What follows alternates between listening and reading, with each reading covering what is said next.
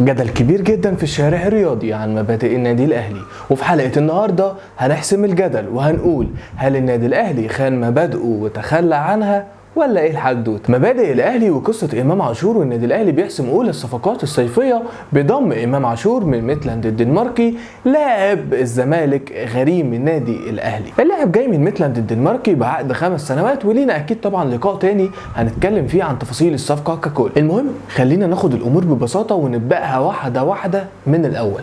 حلقتنا النهارده دسمه ومليانه معلومات كتير ومحتاجه تركيز، وهتطلع من هنا عارف فعلا النادي الاهلي تخلى عن مبادئه ولا النادي الاهلي مبادئه موجوده وثابته ومش بتتجزأ. خلونا نجيب الحدوته من البدايه، وهو امام عمل ايه اصلا مع النادي الاهلي علشان يتقال ان بضم امام عاشور للنادي الاهلي فكده النادي الاهلي بيخون المبادئ.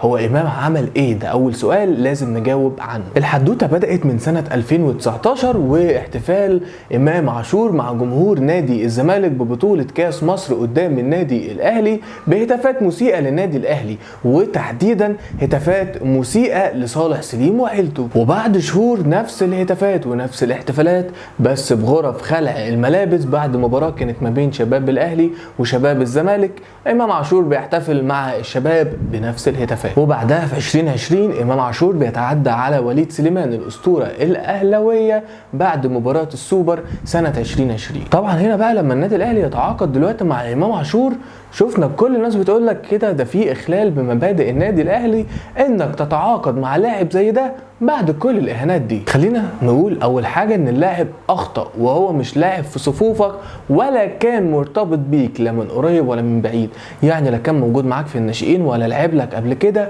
ولا في اي علاقه بينك وبينه، واخطا واحتفل بطريقته مع فريقه في الوقت اللي كان معاه فيه. اللاعب اعتذر للجمهور والوليد سليمان شخصيا، والاعتذار من سيم الكبار زي ما بنقول. واحد هيجي يقول لي يا عم انت بتقول لي ان امام عاشور اعتذر فده بيغفر له كل حاجه، طب ليه مش بتغفر لنجوم النادي الاهلي وكوادر النادي الاهلي التقيله اللي اخطأت وبتعتذر ونفسها ترجع النادي الاهلي؟ واللي بالمناسبه بقى اللي خلينا نتكلم عن النقطه دي ان عصام الحضري واخد في اكتر من ستوري حد عامل له منشن في صوره ليه هو وكاتب عليها راحت المبادئ او مفيش مبادئ او ما الى ذلك. فخلينا نقول دلوقتي ونوضح لعصام الحضري والامثله اللي معاه مبادئ النادي الاهلي بتكون ايه. وخلينا ما ننساش اهم نقطه اللي لسه قايلينها من ثواني، ان امام عاشور لاعب اخطأ في حقك وانت مفيش اي علاقه بتربطه بيك، ولا كان في اي حد يتخيل ان ممكن امام عاشور يلعب ليك.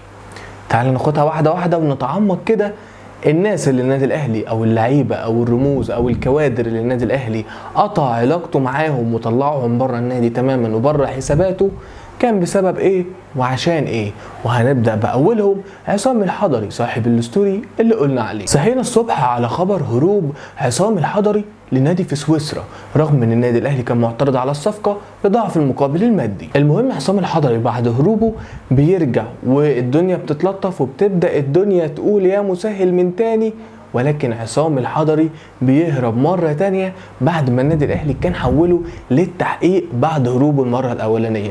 وللعلم كان باب الانتقالات الشتوية وقتها اتقفل، والنادي الاهلي خسر مكان في القائمة الافريقية، وخسر ان هو كمان ما دعمش بحارس مكان عصام الحضري يعتمد عليه. اذا هل ده لاعب يدخل النادي الاهلي من تاني؟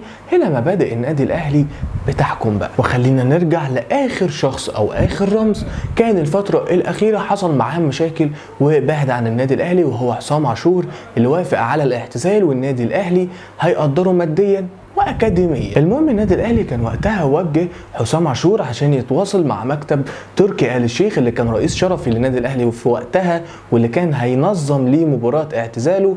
النادي الاهلي وجهه ان هو يتواصل مع المكتب، ووقتها حصل مشاكل ما بين النادي الاهلي وما بين الرئيس الشرفي، والرئيس الشرفي افتعل مشاكل كتيره جدا وطلع هاجم النادي الاهلي، وفي نفس الوقت طلع حسام عاشور بيشكر الرئيس الشرفي اللي بيهاجم النادي الاهلي وبيفتعل مشاكل للنادي الاهلي ككابتن تاريخي، طالع بتشكر وبتمجد في حد بيهاجم النادي الاهلي او بيفتعل مشاكل للنادي الاهلي. كلنا عارفين اللي حصل في وقت فتره تركي آل الشيخ. يعني حسام عاشور اللي ما كانش ليه اي صفحات على السوشيال ميديا، يوم ما بيعمل صفحه على السوشيال ميديا الانستجرام بيعمل فيديو بيدعم فيه حد بيسبب او متسبب او طرف في مشكله مع النادي الاهلي لمجرد بس شويه ماديات زياده او لمجرد تامين الحياه زي ما بنقول، وانت كابتن وقائد تاريخي للنادي الاهلي وما حطيتش شعار على قلبك غير شعار النادي الاهلي.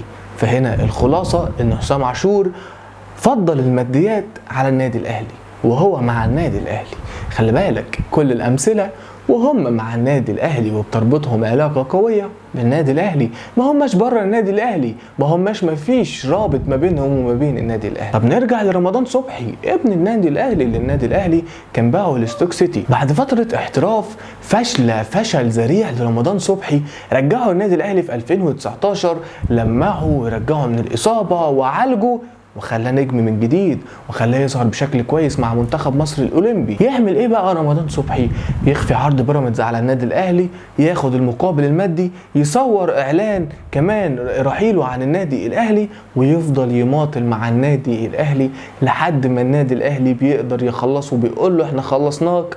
هنا رمضان صبحي بيتحط في ورطه وبيفاجئهم بالعرض وان هو مخلص كل حاجه. يعني انت لو جيت للنادي الاهلي دغري ما كانش هيقول لك تلت التلاته كام ويقول لك اتفضل مع السلامه، ولكن انت نافقت النادي الاهلي. فالخلاصه ان في نفاق في الموضوع.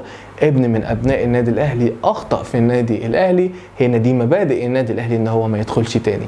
هقول لكم بقى مقارنه برمضان صبحي امام عاشور، زي ما بيقولوا كده، ايوه هو مش من ناشئين نادي الزمالك ولكن هو بيعتبر ابن من ابناء نادي الزمالك. فهل لو النادي الاهلي سابه من الصبح مش هيرجع نادي الزمالك؟ اعتقد كوجهه نظر شخصيه ان هو عادي جدا يرجع نادي الزمالك تاني. وهنختم بعبد الله السعيد اللي راح قعد مع مسؤولين الزمالك واللي قبض منهم ماديات او قبض منهم فلوس وهو على ذمه النادي الاهلي ونافق النادي الاهلي، وكان بيحاول يلعب لعبه كده ولكن النادي الاهلي لعبها صح ورجعه وباعه وحفظ حقوقه وحفظ مبادئه.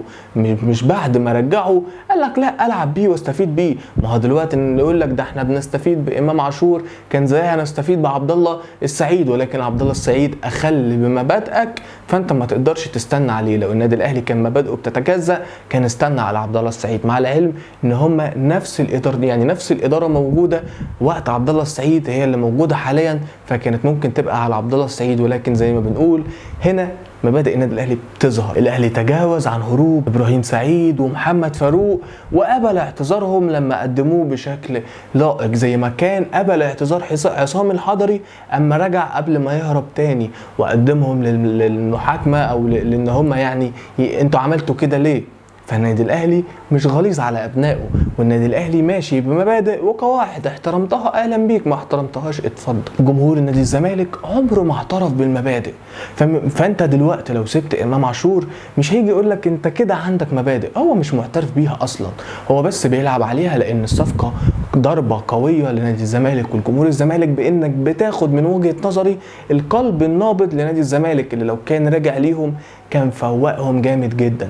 فصفقه امام عاشور ما فيهاش اي اخلال بمبادئ النادي الاهلي، صفقه عاديه جدا، صفقه قويه جدا، صفقه سوبر جدا، لاعب صغير، لاعب اتكلمنا عنه قبل كده وقلنا ازاي هيفيد النادي الاهلي. فالصفقه ما فيهاش اي اخلال بمبادئ النادي الاهلي. مبروك على امام النادي الاهلي، مبروك على امام النادي الاهلي. بره النادي الاهلي حاجه وجوه النادي الاهلي حاجه. شفنا كهربا كان بره النادي الاهلي ايه وجوه النادي الاهلي ايه في المباراه الاخيره. شفنا كهربا ازاي وقت ضربه الجزاء لو كان مع فريق تاني كان خد الكره وقال لك الله في سماه ما حد لعب الكره دي غيري. شاور للجهاز الفني قال لهم مين اللي هيلعب الكره؟ قالوا له محمد، قالوا له طاهر. ادى الكوره لطاهر وطاهر دخل لعبها، وبعد التسجيل راح يحتفل مع طاهر ويفرح مع طاهر.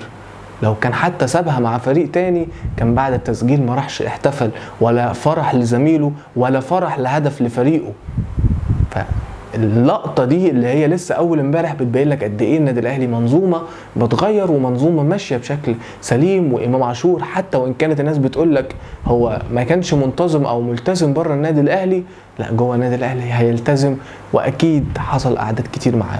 عموما دي كده كانت حلقتنا. اعتقد ان انتوا دلوقتي قادرين تفرقوا كويس جدا ما بين اخلال النادي الاهلي بمبادئه وحفاظ النادي الاهلي على مبادئه. حلقتنا خلصت، اشوفكم على خير. كنت معاكم احمد حبيبه، سلام.